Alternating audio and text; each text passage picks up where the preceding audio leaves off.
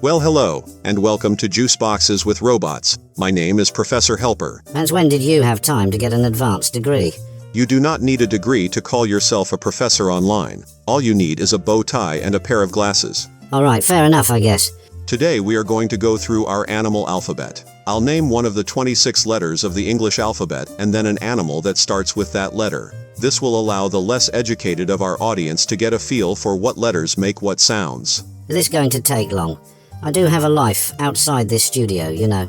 The length of this lesson will depend on how often I am interrupted. Anyway, we will begin with the letter A, which is used to spell the word alligator. Alligators are large reptiles that kind of look like dinosaurs.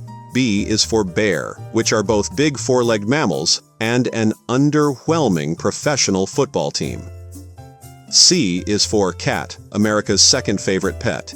D is for dog, which are grown-up versions of puppies, and everybody loves puppies. I'll call my date tonight and cancel. E is for elephant, which you can see at circuses alongside animal rights protesters. F is for fox, which I will use to describe myself when I become middle-aged.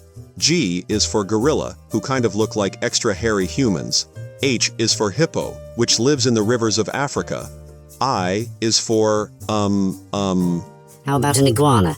How about you remember that I am the professor?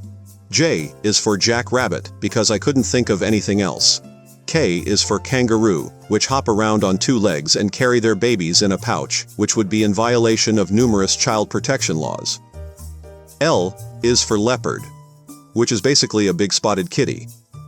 M is for monkey, which are like smaller gorillas. N is for newt, who often find themselves as ingredients in witch potions for some reason. O is for octopus, who have 8 tentacles and live in the ocean. P is for platypus, a mammal with a duckbill that lays eggs, and I assume is what happens when you don't follow the IKEA instructions correctly. You really don't think that some of these references might be a little obscure for children?